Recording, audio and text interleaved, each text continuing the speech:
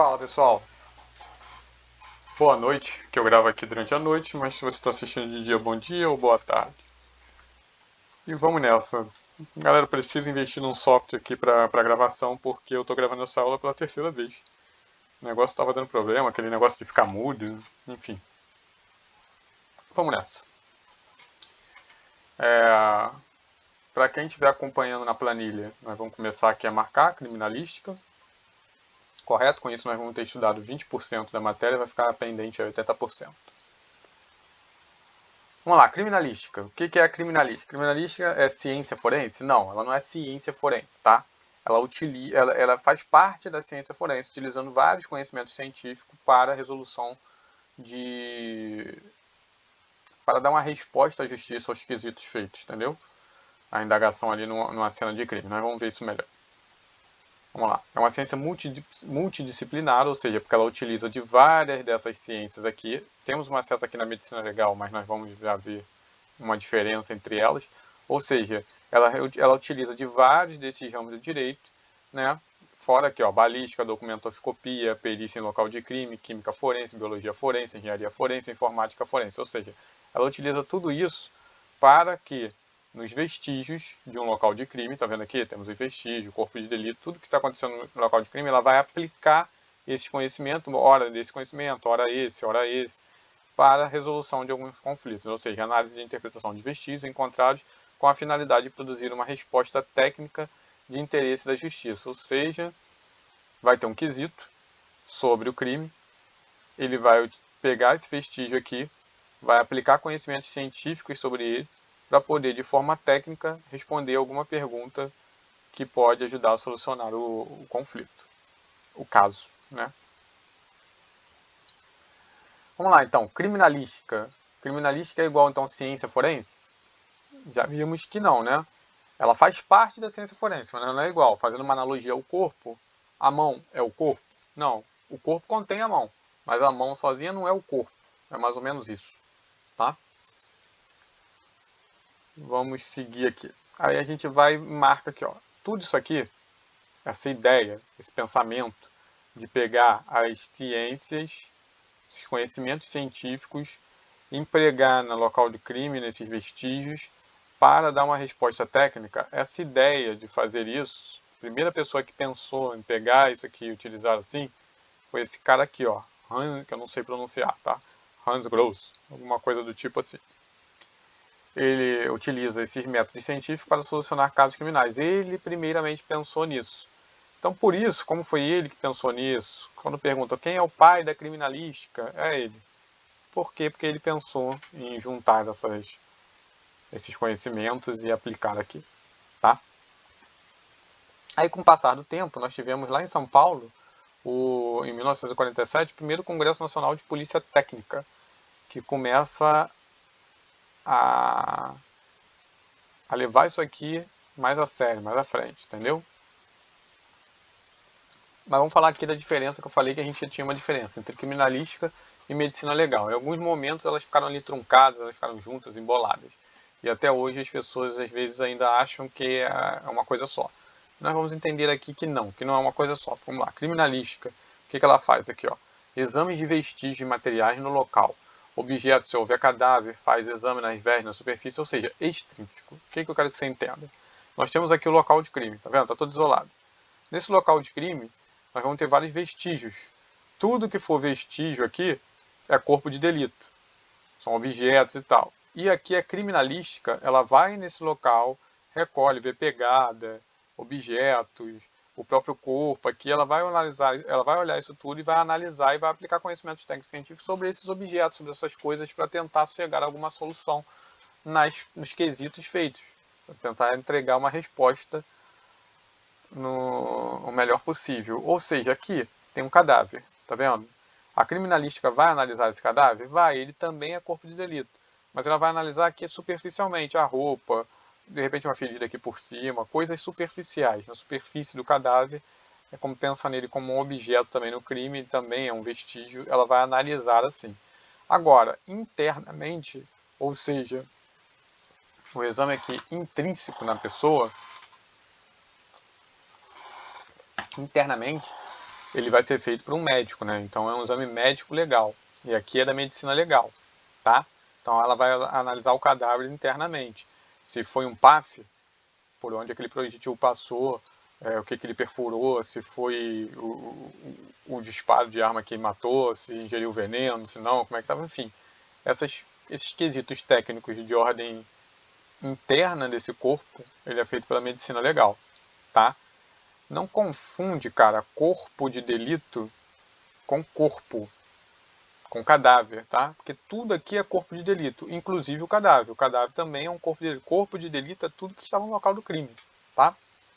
E aí, o cadáver também é um corpo de delito, que ele também é analisado pela criminalística na sua forma extrínseca, ou seja, do lado de fora, externo, e a parte interna, a parte médica, a parte de medicina legal, é analisada pela medicina legal.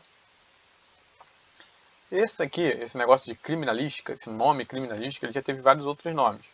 Ele já foi chamado de criminologia científica, já foi chamado de ciência policial, investigação criminal científica, policiologia, mas esse aqui é o termo utilizado, tá? Isso aqui que você vai gravar, criminalística. Ele é utilizado, ele vem da escola alemã, utilizado por toda a Europa. E tudo isso aqui, todos eles, todas as duas, são responsáveis pela análise do corpo de delito. E aí eu te falei, não confundir corpo-cadáver. Corpo de delito é tudo que está aqui, tá bom? O cadáver também é um corpo, é uma das peças que compõem o corpo de delito nessa cena do crime. Aí quando a gente fala assim, criminologia. Criminologia, então, é a mesma coisa. Agora a gente já falou de medicina legal, criminalística, agora a gente está falando de criminologia. Logia, estudo. Crime. Criminologia, estudo do crime, né? Você vai entender que não, e eu vou te explicar o porquê agora. Mas olha só. Toma conhecimento, toma aí consciência de que a gente está falando de vários termos. Na hora que eu estou falando aqui, e eu acabei de te explicar, a coisa fica legal, fica fácil de entender. Mas, cara, vai por mim, se você não tiver um caderno, se você não estiver anotando a tua apostila, se você não imprimiu e está ali riscando ela, fazendo suas observações, ou no próprio computador mais grifando de alguma forma, se você não está fazendo isso, a chance de você se enrolar com esses conceitos aí é grande, tá? Agora, se você está fazendo isso, volta e meia você vai pegar ali o papel, vai dar uma passada de olho rápido e vai acabar lembrando. Vamos lá, criminologia. Criminologia é esse estudo do crime em si. Ele não está preocupado... Na criminalística, a gente está preocupado com os vestígios deixados no local para resolver a questão do crime, para resolver um quesito técnico e dar uma resposta técnica. E aí chegar a alguma solução lá. Na criminologia, é uma coisa mais filosófica, estuda o crime em si. Você vai entender agora aqui, ó. Procura explicar o fenômeno criminal. Então, olha aqui. Temos um crime acontecendo. No caso aqui está um assalto. Poderia ser um homicídio, poderia ser qualquer outro crime. O que a criminologia faz? Ela pegou aquele fato que aconteceu, ela vem aqui, a vítima, e ela estuda a vítima. Qual foi a postura da vítima? Comportamento que ela pode ter para evitar os assaltos, comportamentos que ela tem que facilita assalto, comportamento que ela tem que induz a ser assaltada. Enfim, ela vai fazer um estudo da vítima, um estudo psicológico, um estudo comportamental, um estudo da vítima. O que acontece? Ela olha lá, olha só, toda vez que acontece isso, anda com o telefone num bairro tal, escuro, acontece. Ela vai analisar a vítima. Ela vai pegar aqui também o criminoso. Vai a mesma coisa, fazer uma análise daquele delinquente. Por que ele está roubando? O que leva ele a desviar do caminho correto que a sociedade diz que é o correto? O que leva ele a desviar disso? E por aí vai. Ela vai estudar o criminoso, ela vai estudar a vítima, e vai pegar todo esse cenário aqui e também vai fazer um estudo. Fazer uma análise do delito por completo. Vai pegar a sociedade e vai ver como que ela reage a isso. Como é que ela reage a esse fato? Ela criminaliza, ela de certa forma endeusa, ela estimula isso acontecer porque ela dá um valor aos assaltantes ou não, ela estigmatiza a vítima, enfim, como é que a sociedade se comporta com isso. Entendeu que é uma outra ideia? É um estudo, ele pode ser válido, pode ser aplicado de uma outra forma, para uma outra questão, mas você entende que é uma outra ideia. Uma coisa é criminalística, outra coisa é criminologia. Certo? Aí na história da criminalística, para a gente entender, a gente já falou ali da ciência forense, tudo que vai orbitando em volta dela, que são os conhecimentos científicos que vão ser utilizados para a solução dos casos.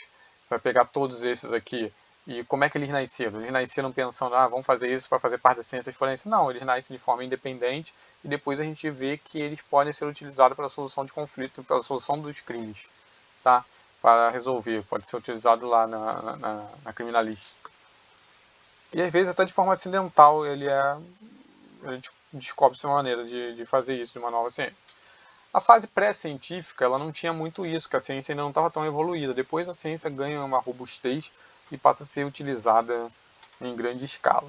Tá? Temos aí a confusão da medicina legal com a criminalística, isso aconteceu em todos os locais, né? Mas a gente já estudou no slide anterior como é que faz essa separação. Fazendo uma linha do tempo aí pelo mundo, nós temos aqui o mundo, vamos fazer essa linha do tempo lá. Em 1908, na França, foi instituído um Instituto de Polícia Científica. E aos poucos, a criminalística vai sendo aceita e incorporada pelos estados. Ali estava surgindo, ainda estava tímida, mas já tinha lá um Instituto de Polícia Científica, ainda não era uma coisa, uma regra, né? Lá na década de 20 e 30, nos Estados Unidos, surge lá o laboratório. Então esses laboratórios periciais eles vão surgir ali na década de 20 e 30, aí na metade do século XIX, já temos aqui a perícia científica e ela se torna uma rotina aceita pelas autoridades. Por quê? Porque hoje em dia é isso, né?